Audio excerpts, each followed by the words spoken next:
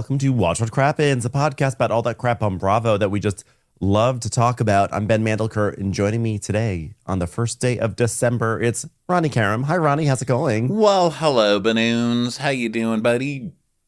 I'm feeling refreshed and wonderful after taking a very long Thanksgiving weekend. How are you doing? Good. I'm back in Texas, so it's good because look who is behind me on the couch. It's Bueller sleeping, Buells. having his little nice piglet life back there. Look at the glorious Bueller. Living the life. Well, I'm sorry that you're in Texas because that means that tomorrow I'm going on Jeff Lewis for the first time without Ronnie because Ronnie's in Texas. I know. So I know it's crazy. But Julia Cunningham, it looks like, will be on with me, and we love Julia. So yes. I'm looking forward to that. Go listen to Jeff Lewis tomorrow. Also, I was on Morally Corrupt with Ms. Rachel Lindsay last week, so go check that out. Yes. I forgot to plug it on the show, but that was a really fun episode. Yeah, she's a good chick, so go listen to that over on her podcast, Morally Corrupt, okay? Yeah. And I don't know, we're doing Amazon Live today, and we also are doing Crappy Hour. So we have a whole bunch of stuff that's happening later this afternoon. That's going to be live.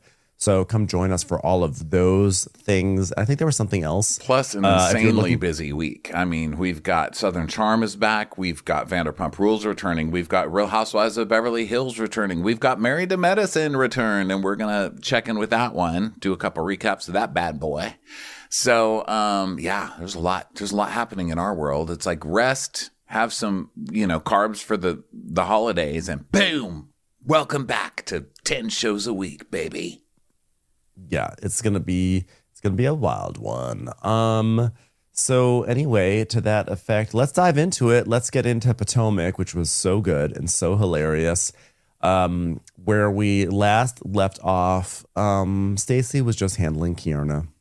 Kierna was trying to take down Stacey, and what I thought was so funny was that there was this very funny line that the last episode ended with, which is Kierna saying, "You know what? Like, I would never trust you around my husband," and Stacey says, "You don't have one," and it's hilarious. And what I loved is that basically when I turned on Bravo last night, I heard it 3 times within the span of 60 seconds because you turn it on and you hear the end of the replay from last week. So you turn on, the first thing you hear is, "I would never trust you around my husband. You don't have one." And then previously, "I would never trust you around my husband. You don't have one." And then this episode starts, "I would never trust you around my husband. You don't have one." They just really drilled it in how much Kierna lost that fight. I was just cracking up. And that line is spoken on every Housewives show at some point, right? It's like, oh, she doesn't have a husband. Ooh, burn. And it's usually so annoying. Like,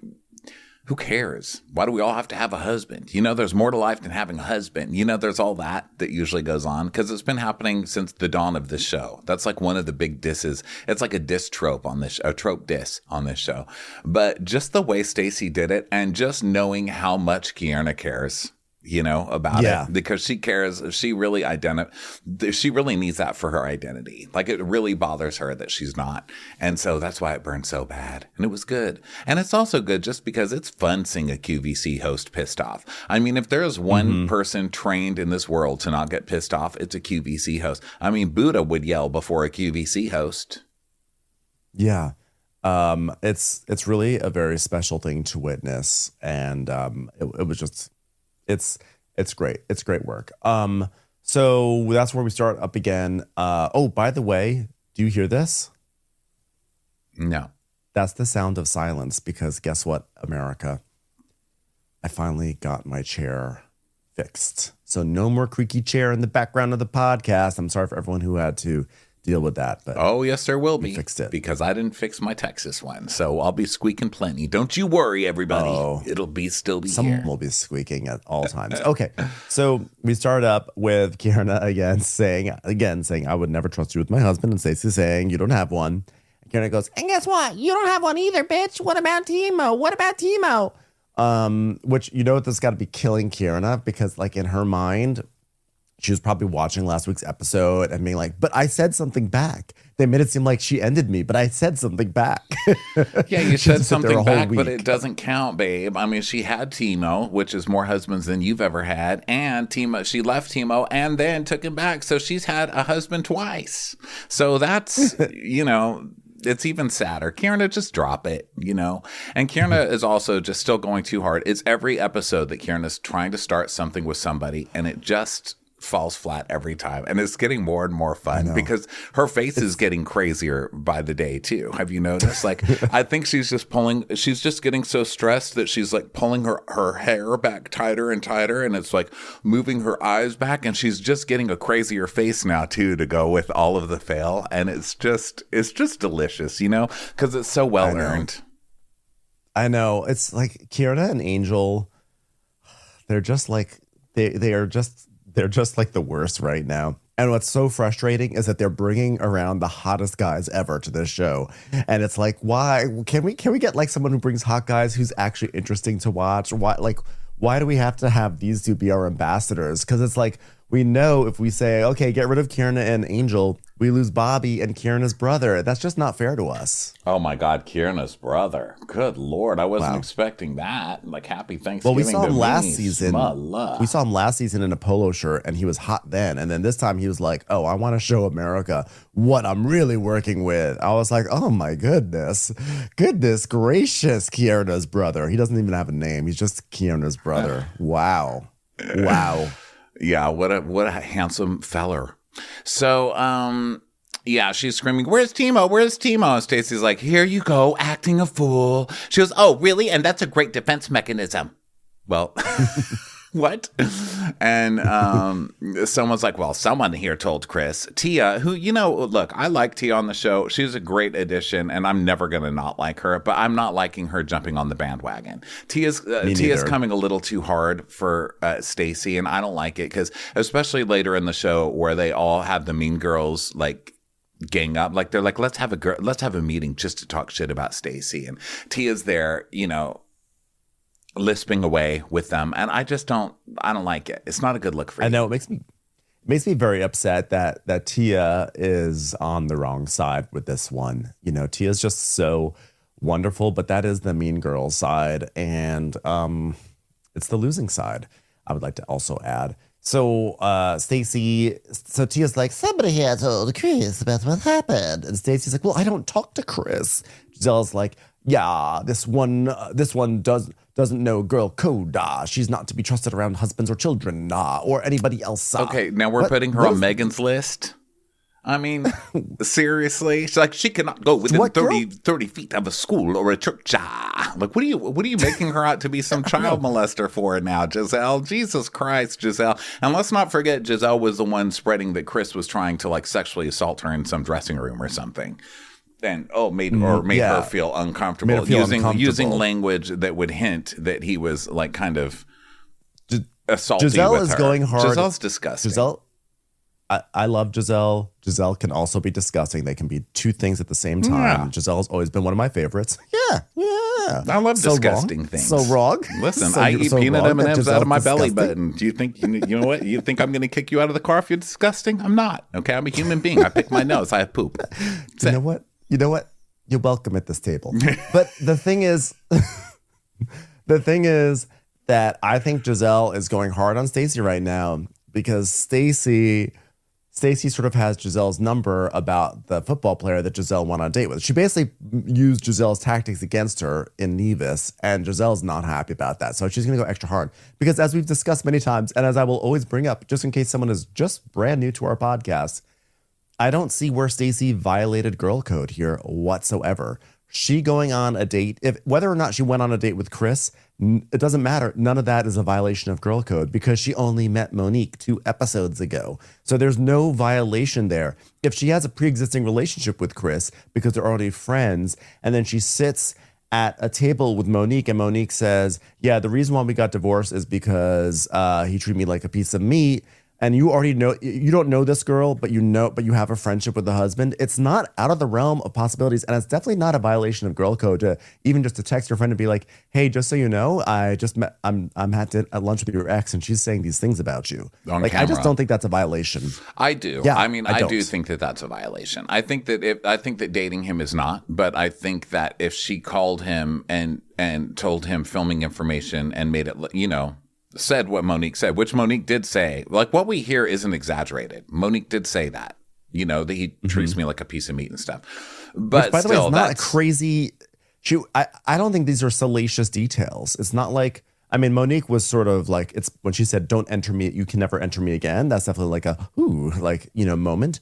But it's not like she was revealing a very well, I mean, it was important and it was an intimate story, but I don't think that, like, when someone's saying, "You know what," and then we had sex, and then he like gave me a cold shoulder afterwards, and I was like, "I'm done with him."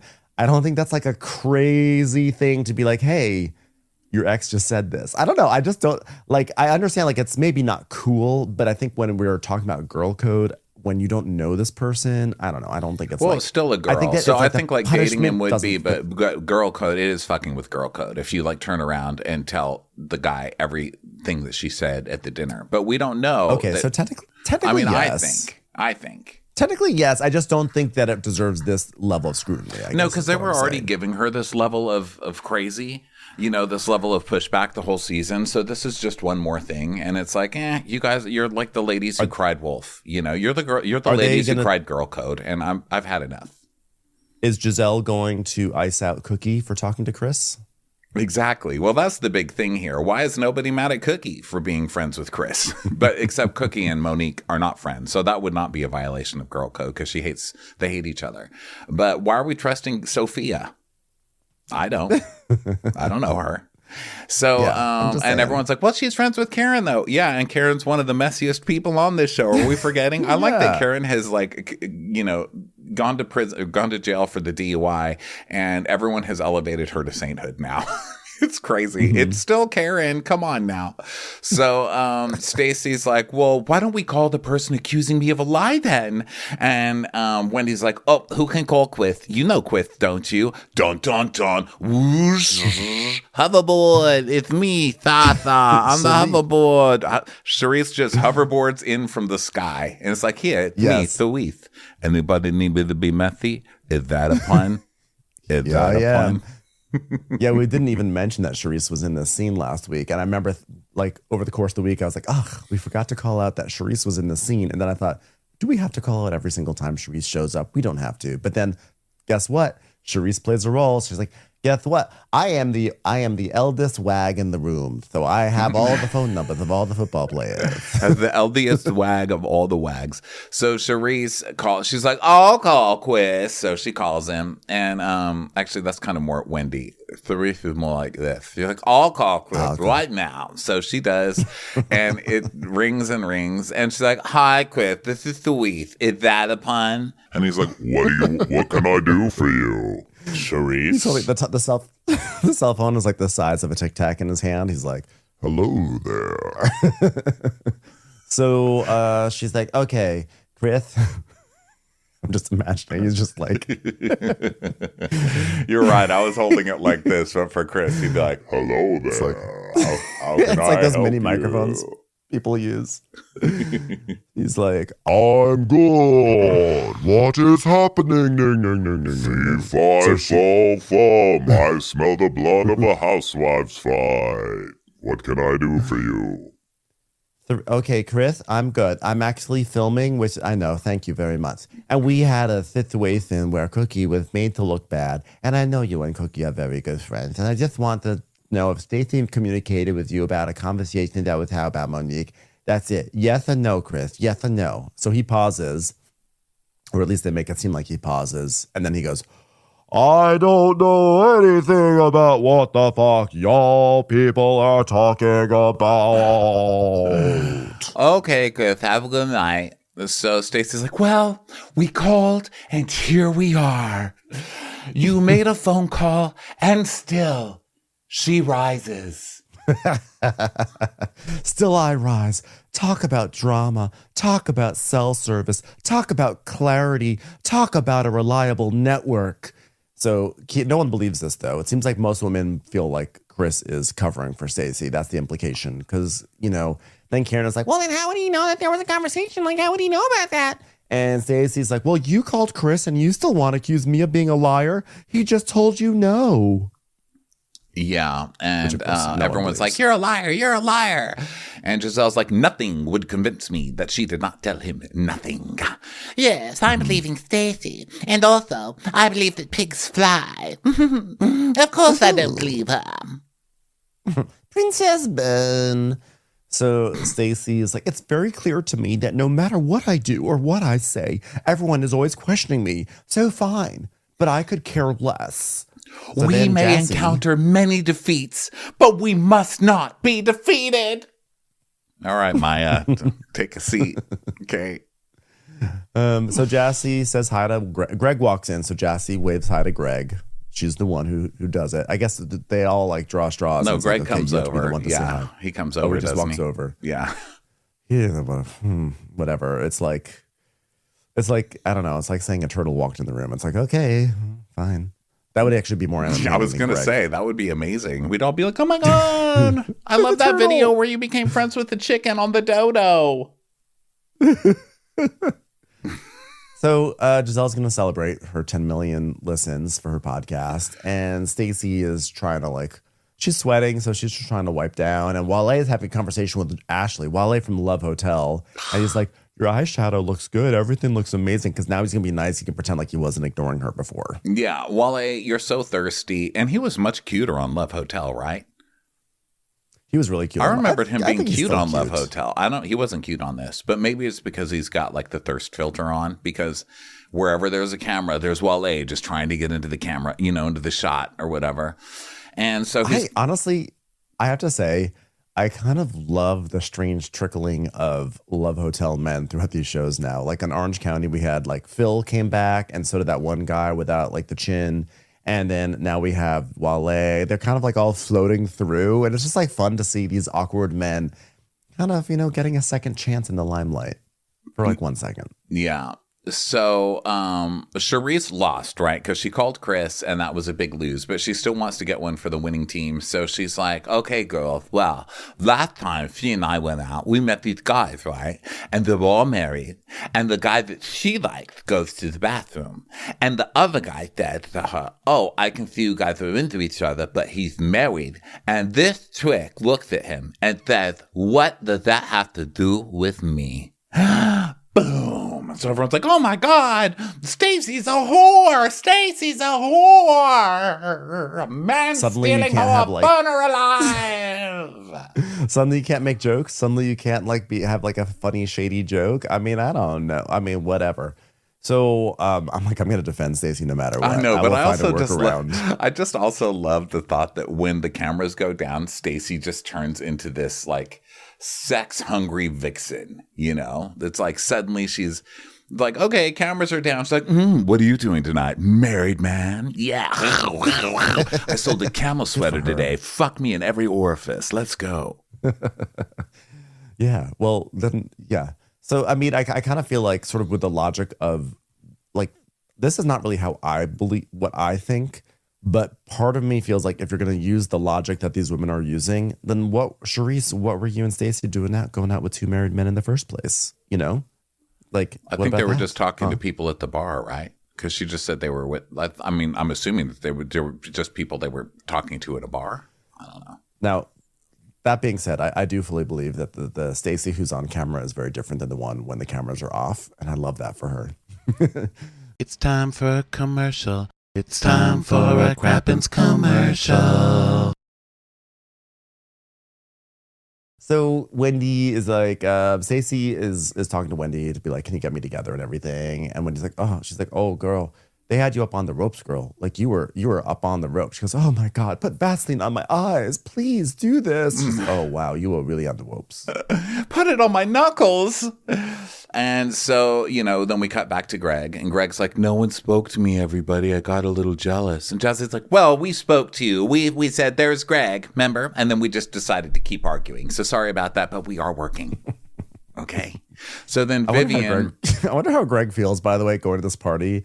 And it's like, the men always have to stand by the side and watch their women fight. And it's just like Greg. And then you got Darius and Bobby. Like he's like flanked. I mean, I kind of feel like Greg has the energy of someone. He sort of has that like Napoleon energy of someone who's trying to exert power on his women because he feels like inadequate in other parts of his life. And I can't imagine that standing between two like giant football players made him feel any better about himself. Yeah, it's like using bookends, but you've only collected like, one really small book. It's not even a book. It's just like a trinket. It's like a yo-yo you found. It's a Rubik's Cube.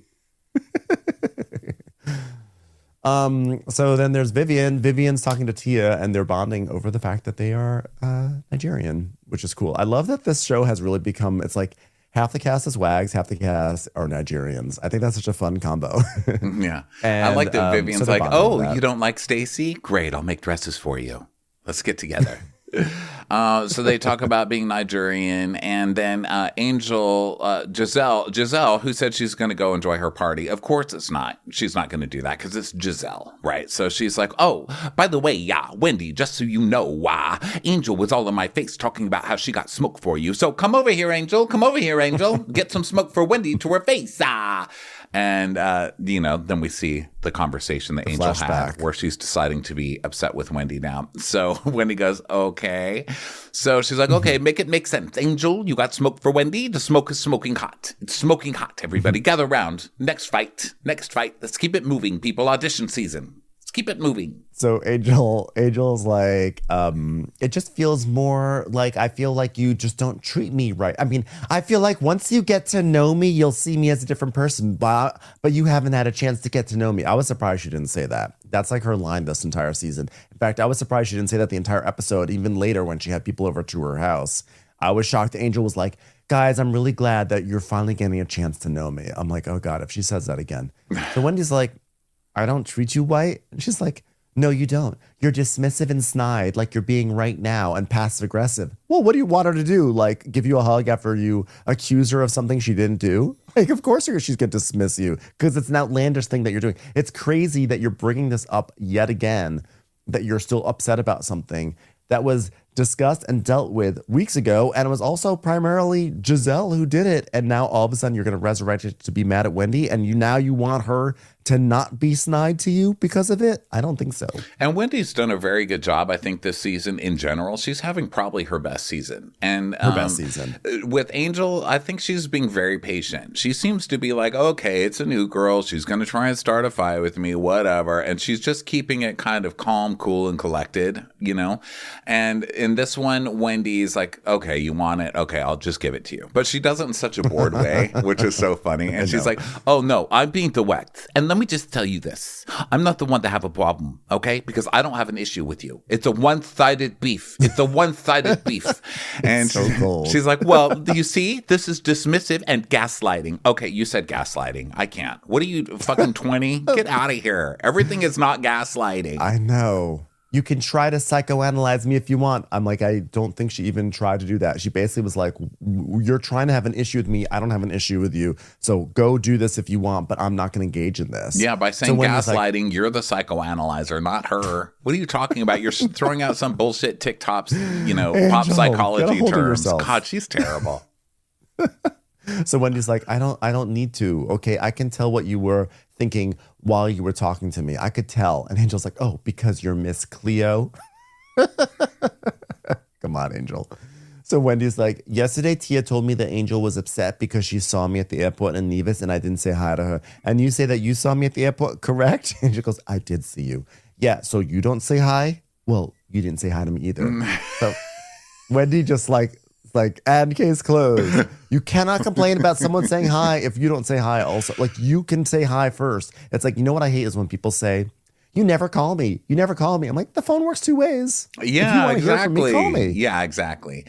So don't call me. I don't like now she's like, well, we addressed that she felt like the whole catfish comment came from you. So did you originate the catfish conversation? And Stacy's like, how did the catfish comment come from Wendy? Wait, Giselle was the one who said catfish. Nothing can dim the light which shines from within. And Giselle's like, Kieran's yeah, like, no, she didn't. Wendy said it. Oh, I said shush, it. Kieran. I said it.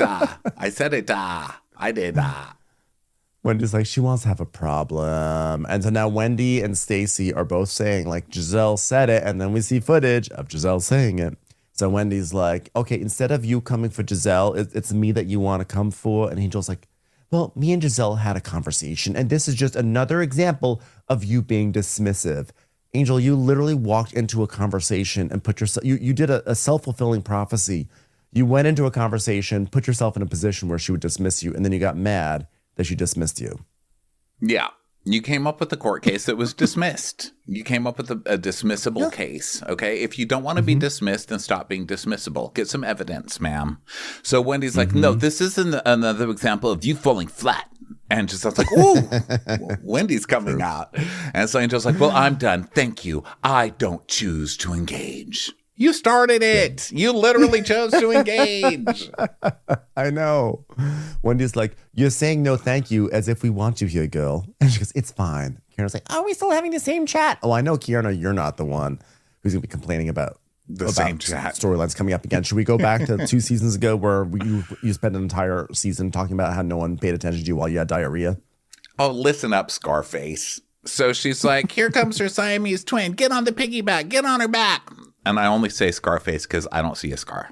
So I don't know where that thing is, but I still haven't Scarface. Seen it. Okay? Even more damning. Listen up, Al Pacino. Oh, shut up, absolutely gorgeous face. Quiet down, shut up, model amazing face. Cheekbones. Shut up, cheekbones from a family that all has amazing genetics. Shut up. So Stacy's like, here comes her Siamese twin. Get on the piggyback. Get on her back then. Kieran's like, girl, you just got off the back. Because they just ignore her because it's just another stupid, nonsensical Kieran line. So they just ignore her. And Wendy's like, okay, listen to me, Kate. Can you guys just stop? Just stop. Oh, well, of course. A Giselle event is going to be an eventful day. It should have been called the $10 million battle, though. Princess Burn! Princess Burn! two in the first 10 minutes, everyone. So Stacey's like, okay, well, what do you have to talk about besides me? And Karen's like, everything. She's like, well, what? For example, what? Everything. My life, my business, my condo, my man, my things. Well, the only time you speak up is when it's about my name. She's like, well, what do you have going on? Well, I have a husband and a ring and you don't. Which is, again, so funny because, like you said earlier, I feel like Stacey's bringing this up mainly because she knows that matters more to Kierna. I don't think this is a big deal for Stacey, but I think it's a big deal for Kierna. It's an insecurity. Right. And Kierna's like, I don't want that ring. It's cloudier than a motherfucker. She's like, oh, is it? Oh, really? Well, it's probably cloudy compared to nothing. Go run after Greg. Go bag. Well, you got to talk about a man you paid. Did you pay TJ? And Stacey's like, go bag. That's old. That's last season. That's old. She's like, don't do me. I know a tired asshole when I see one. You're a tired asshole from Detroit, and I know one when I see one. She's, oh, yeah, well, you look like a troll. I love Stacey coming out. Like, finally, Stacey's like, fine, I'll just fight these bitches, you know? Because for Stacey to be like, you look like a troll, that's a lot for Stacey. And she's like, don't do me. I like her, by the way, I like her dedication to fairy tale insults, because it was only a few weeks ago. She's like, you're an imp. I'll bet you couldn't even figure out one of the riddles from the sewing guy. I hope you get pricked and fall asleep for many years. She's a troll and an imp. Shut what up, are you, a little boy made out of wood? You're just a big bad wolf. So Stacey tells Giselle, okay, congratulations on a beautiful event and congratulations on your success and good night. Mm-hmm. And Tia's like, Stacey's leaving. And Kira's like, bye. And Jassie's like, but Stacey, I haven't seen you since the wedding. She's like, okay, well, open your eyes, honey. I'm not welcome here. I've come to support her, and now I'm going to leave. And she's like, but why? She's like, I'll talk to you later. And Giselle's like, if you're going to go, please go. Please go. Please go. And she's like, I pushed it. I pushed the elevator button. She's like, please go. So Giselle's really overplaying her hand. This woman has done nothing to you. This woman has done nothing to you. And now you're following her to the elevator, pushing the down button and kicking her out of your event. Like, you lost, Giselle. How many stupid storylines are you going to lose until you shut up? Oh, many, many, many. And she's going to come even harder at Stacey at the reunion. Now that Stacey has become like the people's champion, now that everyone is like obsessed with Stacey, everyone loves her. So now that's going to make Giselle even angrier. So Giselle's going to just like double down. And Wendy really, she backed the winning horse here, right? Like Wendy needed an amazing season given the scandal that she's in. She needed to emerge from this as like the people's hero as well. And Wendy's having a great season. She's backing like the one that we all love. It's just like everything is turning up roses for Wendy, except for the fact that she may be facing serious jail time. But aside from that, it's a great look for her. Not maybe, is facing serious jail time. So Stacey's like, well, I pushed the button already. Well, I'm pushing it too. I'm pushing the button. No, I'm pushing the button. No, I'm pushing the button. I'm pushing it. I'm pushing it. I'm pushing it. So Giselle's like, I don't like what I've heard and I need to marinate on it. Like, okay. So you could also just stop talking about it and let Stacey do her own thing at the party, and you can marinate later tonight, but that's fine. Yeah. So Stacey and Jazzy get in the elevator and leave. And meanwhile, Angel goes to Bobby, who's just like sitting there being hot, you know? And she's like, well, I told you I was going to say something to her. And she was nasty and she was dismissive. She was not nasty. Like, she was dismissive, yeah. But I mean. She was not nasty. She was dismissive and we, Court of Ben and Ronnie say, we rule in favor of the dismissive. Yeah. I love that. We dismiss you and we sustain the dismissiveness. Yeah, sustained. Exactly. So Bobby goes, sustained. Bobby goes, water off the duck back, mama. I'm sorry. Was that dismissive? That was dismissive. That's dismissive. He's kind of like, you need to stop. He's like, remember when I told you last episode when I crossed my legs for America? You need to just chill out. Well, I'm saying it to you again. Water off a duck's back.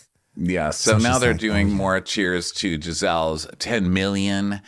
And then it's time to catch up with the ladies. The party's over. So Stacey is with Arabella. We're going to make some pizza. She's like, do you want pepperoni or would you like my favorite flavor? You are alone enough. You have nothing to prove to anybody. God, I love that topping. I was so proud of you, baby. You did so well. The first race that you won. How did you feel? Like, did you know that you were that much ahead of the other people? And she's like, yeah, sure did. So then Timo joins them and Arabella's like, I literally tried my hardest, but we were only a second away. Oh, that's too bad. It's so funny. I remember when I was your age, I always won all of my swim meets. Oh, well. Okay, Timo, welcome back to the pizza party. Yes, as a father, there's one thing I would like to say about losing. You lost only by 1 second, okay? But still, you lose. Well, wait a second. That's not really a quote that we go by in this house. No, it's a Timo quote. And still you lose. This is what we say in Germany. Close, but no schnitzel. So, my schnitzel says, still you lose. Still you lose, my schnitzel. So Timo's like, it was pretty close. Who wants to give me shovel? I would like shovel. Now is the time for shovel. It's like, what? Pizza shovel. It is time for pizza shovel. Oh, you mean the paddle. Whatever it is called. Give me pizza shovel.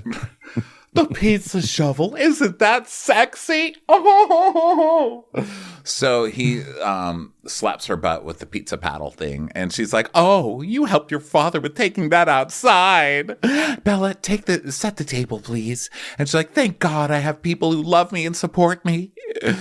As I walked out of that party and out of that negativity, I'm walking into everything that sustains me as a mother and a wife at home. I found that among its other benefits, giving liberates the soul of the giver. No time for poetry. Time for pizza shovel. Okay, well, Arabella, get in here. It's time for pizza shovel. So Arabella comes in. She's like, pizza, pizza, pizza, pizza, pizza. Now is the time to stop talking about pizza. Now is the time to eat about pizza. So they sit down and Stacey's like, I am thinking about pizza night back at home with my husband and not on a date with anybody else's husband. Okay. So she's talking about Timo and how they're not putting labels on anything because we don't want to confuse Arabella. So we don't want, we just told her we got a divorce. We can't just be like, we're back together. So we just make pizza shovel jokes at each other and giggle. We just make pizza with pale crusts and serve them to her and say, this is real pizza. And she says, why is it in the shape of a kid's drawing of a house? And we say, no, that's a circle. And she goes, no, it's a house. And we say it's a circle. And we just gaslight her until she believes that everything's okay. And she'll never watch television or ever find out about this situation. Ooh, well, I've got a lot of things coming up this week for Shio, Mommy's Gummies, Arabella. So I've got meet and greets where I actually go to dispensaries and I meet people that are trying Shio and eating Snickers bars off the back of their hands for some reason. Or one time I saw a guy eating mayonnaise straight out of the jar. What do you think about this, Arabella? Arabella's like, yeah, I think it's cool that you have a gummy bear brand. And they laugh. And she's like, Arabella doesn't necessarily understand cannabis, but she understands that Mommy has a line of gummies that are helping people feel happy and joyous. So what we like to do is we like to present information to Arabella and then lie about it right away. So she's at maximum confusion when the truth comes out later in her life. Now we go to Ashley and her boys, and she's like, Oh, you saw a bunny in the house? Was it a bunny or a bug? Oh, I hope you took the bug outside. You know, we don't kill bugs around here. he's like, I would never kill a bug, mother. Don't you worry about it. I set that bug off the kitchen counter and put it on the floor, and I said, you're not allowed up here. This space is for children only. So then so Mimi comes over, aka Sheila, aka Ashley's mom, and the kids are like, keyboard, keyboard, keyboard. So I thought this was funny to me. I don't know if you had this thought, but like Ashley has this very nice little kind of keyboard situation for the kids and has like a TV screen attached where you can like learn lessons. So Dylan goes and he sits at this keyboard and he puts his hands out on it. I was like, oh my goodness, I literally thought for a moment like this kid's been taking like little childlike lessons and he may actually be secret. I thought he was gonna play something really good. And he's like, boom, boom, boom, boom, boom. It's like Moonlight Sonataing out. But no, it's like you said, That like, doesn't work. which makes a lot of sense with Ashley's, intonation problems. Yeah, I He's really probably her thought it was good. accompanist.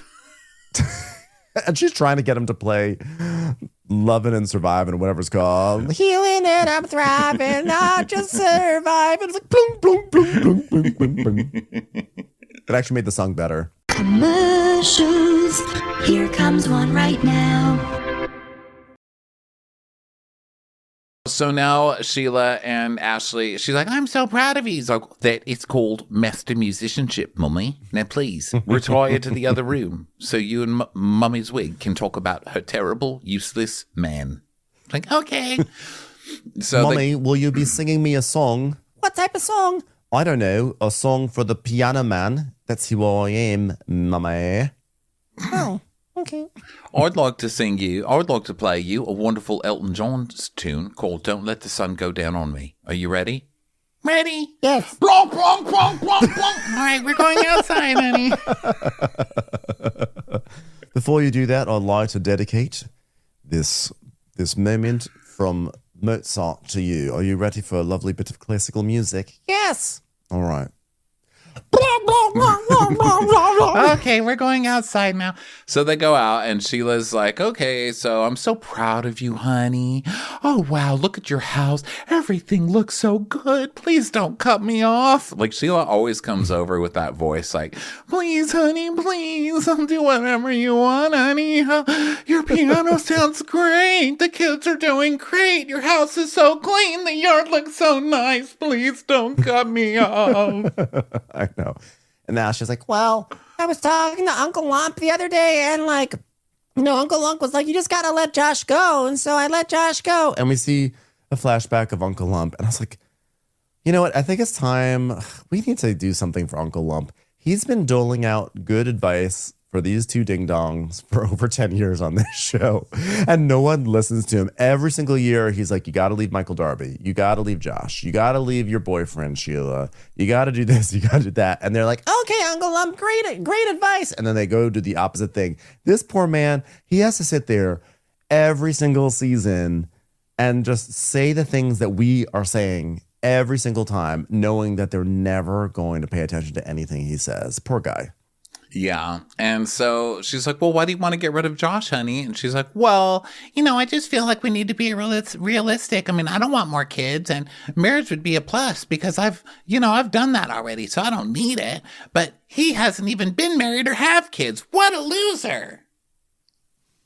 Yeah, and we see flashbacks to Uncle Lump being like, yeah, like, you gotta let him go. But then she's also says that, by the way, Uncle Lump also said that, I have to start respecting what you're gonna do too. And you see Uncle Lump saying like, Ashley, like, you have to give your mom the liberty to live the life that she wants to. She may be happy as, a pig in shit. Like, you just have to move on, which I'm sure he's told her probably like a million times. Cause like at this point, like, it sounds like Sheila's boyfriend he sounds like a total deadbeat. He sounds like he has some issues that are really affecting Sheila's life. It's really sad what's going on, but at a certain point, you just have to let people live their lives. And like, it's like, you have to let it go, Ashley. Your mom's not leaving this guy. It's been 20 years. 23 is 23 years. So and she's it's like, not oh my happening. God, this guy's such a loser. My mom's never going to leave the guy. Well, Ashley, you fumbled her bag, You got rid of Darby. Like, what are you going to do? You got to replace one. In order for your mother to get over this one, you need to get under another one, okay, with a lot of money. So don't Beavis and make it happen for Ashley, Sheila. And the thing is this: maybe if someone else told this to Sheila, she would listen. But I'm just not sure she's going to take advice from the person who married Michael Darby, then was with Josh, and then chose what's his face from Love Hotel, Ralph. I mean, like, Ashley, your picker is not so great yourself. Yeah, I feel for Sheila, but you can only feel so much. I mean, it's been years. Yeah. I mean, and it's been 23 for Ashley, but even for me, 23. For this 10, I'm like, oh God, just who cares? Like, 23. I don't care. What are you going to do? I have to say, to quote a great song from the 80s, oh, Sheila. So, could you play that, kid? Sure. Hold on, please. Are you ready? Oh, Sheila. So now we go over to Wendy, who is arriving at Jazzy's house, and Darius is cooking for them. So sexy. Sexy cooking. So Jazzy's like, I brought out the good stuff for you guys, girl. And so Jazzy's like, okay, guys, well, I hope you're hungry because Darius has something else in the oven. Oh, I'm sorry. No pun intended. I didn't mean it like that. It's not my oven. Something was formed in another oven during the course of our relationship. It was pre-existing. Something was pre-existing in the oven. Yeah. I was distracted in the scene because Jazzy put out a nice little spread. But she had this like plate of shrimp cocktail that she put on like an armrest in between two sections of her sofa. And that really, I couldn't stop looking at that. That like kind of stressed me out.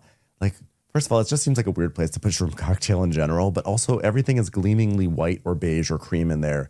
And you're going to put this dippable shrimp with a bright red cocktail sauce, like dangling like on a plateau between the two seating areas of your sofa. It just felt like, no, Jazzy, don't do that. Those shrimp didn't look good. And I don't know what it was about the shrimp. Like, they looked very precariously placed on the rim of that cup. I just felt bad for the shrimp. They looked like they were threatening something. I was like, don't jump. Don't jump. Yeah. You have so much to live for. I was worried for the shrimp. I wanted them to be larger. And I was going to say that they just didn't look right. But then we went later on to Angel's spread, and that really made Jazzy's look like, Martha Stewart went in there. So shrimp just look like raggedy. You know how shrimp sometimes they look like they're torn, like they're kind of too torn up. They just didn't, maybe overboiled. Yeah, something looked wrong with those shrimp. But they were there. And so they were there. There were shrimp there. And so this is a Stacy, Wendy, and Jazzy meetup. And then the other girls are having like kind of a meaner girl meetup. Yeah, so there's Jazzy's like, I literally hated to see my girl all over the place at the event because, baby, at the end of the day, I want my girl to know I miss her and I'm grateful that she came to the wedding. And since we didn't really get to shoot too much in the wedding, we can pretend that this is kind of the wedding also, right, guys? I just want to mention that I got married since Bravo doesn't seem to pay attention to it whatsoever. I'll wear a wedding dress in the confessional. I don't care. I will do that. Can we please get another wedding shot? So we see a shot of Stacey coming into the wedding and saying, "Hi, congratulations." So when he's like, "Oh, that sounds like your girl knocking like that," you know she'd be knocking like she's from the FBI. You would know. Yeah, because it's Stacey. Oh, yeah. So because Stacey's knocking. So Jazzy's saying, "I'm always banking on the beautiful side that I've gotten to see of Stacey. What is it? Innocent until proven guilty. So I don't know what you did or what you didn't do, but I'm here to support you, Stacey girl. Also, I'm just happy to find someone who will shoot with me so I can be on the TV show." Yeah. So she also got shrimp for her because she's pescatarian. So that is the raggedy ass shrimp. That's the low effort shrimp that was left out. Low effort. No, but it will get lower efforter at Angel's place. I like that Stacey goes, "The shrimp of it all." That's what I'm going to say when I walk into a room. Oh, the shrimp of it all. So now they start talking about, Stacey's like, "Well, can we talk about what happened after Giselle's event? I mean, what happened after I left?" And when he's like, "Oh, can we talk about what happened while you were at the event? Let's talk about that." And Jazzy's like, "Wait, can we talk about what happened before the event? How about 5 seconds after the event? Wait, which time frame do we want to discuss? Can we just talk about events in general? I love them." Do you guys have pizza shovels? So then we cut over to Angel's. So Angel has put out a spread that's like very supermarket coded. Like she has the supermarket cookies, which no snobbery, those cookies are delicious. But she has supermarket cookies. She has the supermarket tray of cubed fruit and the supermarket tray of cubed cheese.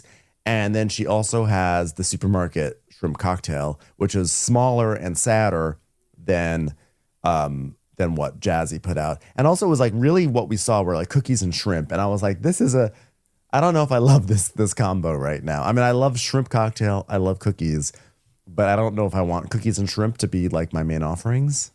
Yeah, we're all not home making things for our like little charcuterie things when the girls come over, but there's a better way to do it. Like let's have some art in this. You know what I mean? Go to the buffet section and get little containers of things and then place them beautifully. Like, why are you just unwrapping cookies from the store and throwing them on a dish? That's like we see you. This is a Bravo audience. You're gonna have to like really up your game here. Okay, go to Whole Foods. Like, stop going to Albertsons for this. You need to go to like something like nicer. Go to Whole Foods. Go to like if you have I don't know what the nice ones are out there in Potomac, but go there. Have them just do it for you. But like, you're a wag and you're on Bravo. Like, you have to do better than this spread. I'm sorry, Angel. And this has nothing to do with my feelings about you as a cast member. But it doesn't help. Relatively low.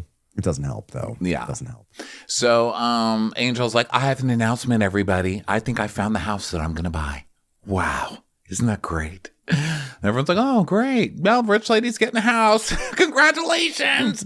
And she's like, "Oh, it's so move-in ready." And that's a big difference. Yeah, it has 9 bedrooms. 9. It's a little big, but we can deal with that. God, it's a big 9 house. bedrooms. I have a filter room. It's just a big room full of Vaseline. I just take all my pictures in there. It's great. We're going to put in each bedroom, we're going to put a W-A or a G. So it'll say wag, wag, wag, because there's 9 bedrooms. So that's 9 letters. It's going to be great. And she's like, someone asked where her kids are at. And she's like, "Hold on. Let me get my binoculars. Oh, it's just that this property is just so vast. Hold on. Let me see if I can see them. Oh, I can't see them. Oh, stop acting like you live in Yellowstone National Park, for Christ's sake." I know. Pulling up binoculars to try to find Bobby down by the river. She just wants to just brag again that she lives by the river. He must be down by the river, which we all care about. I'm by the river, guys. So they talk about the house a little bit while everybody gathers, and Tia's like, Ooh, he sounds fascinating, doesn't he, Giselle? You should have him on your podcast. and she goes, "Everybody wants to be on my podcast." Ah. One thing Stacey's going to do is try to bring the group together. She's going to bring the group together because we trauma bond over Stacey. So when we get together to trash Stacey, it's a kiki. So she goes. So Giselle starts saying about, the party it was 10 million party, for our listens, and everyone rose to the occasion. There was only one Cheeto that came. Such a big deal. The co-host didn't show up. Huge deal. Huge deal. So they're making fun of Stacey's dress. And Giselle's like, yeah, she's the kind of woman you cannot trust. And he is like, yes, she has just made this tangle web that we're in right now, which is so unnecessary. It's like, it's not the kiss of the Spider Woman, more like the lies of a Spider Woman. Ooh, Princess Burn.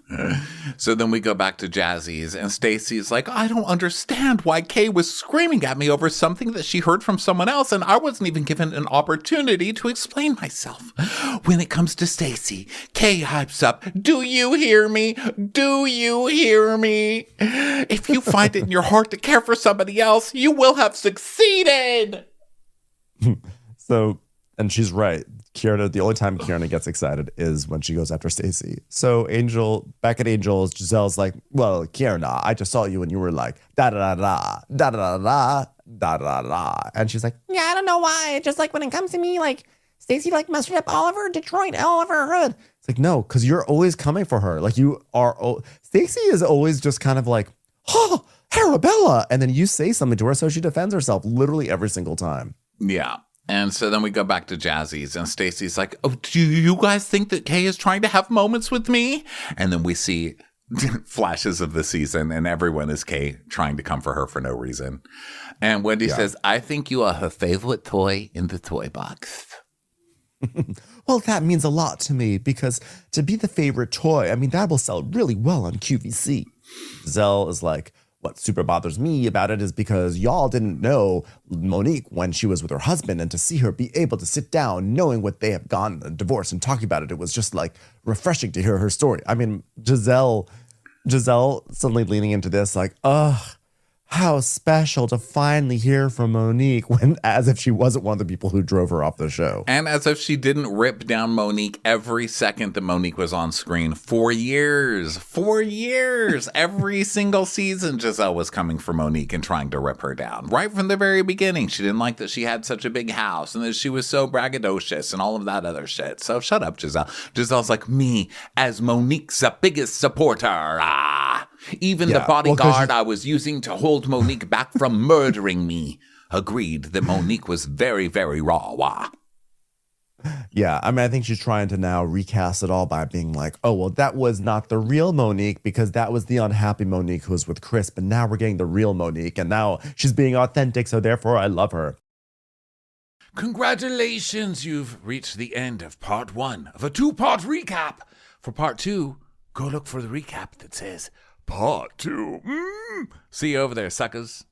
Watch what Crappens would like to thank its premium sponsors. Ain't no thing like Allison King. It's always a party on Allison Block. Our way is the Amber way. It's the Foster and the Furious. It's Amanda Foster. It's always automatic with Ashley Auto. Put your hands together for Carly Clapp. Get on the right foot with Chrissy Offit. We never miss her call. It's Diane Call. Big yay, it's Emily Gauthier. Erin McNicholas. She don't miss no trickolas. Hava Nagila Weber.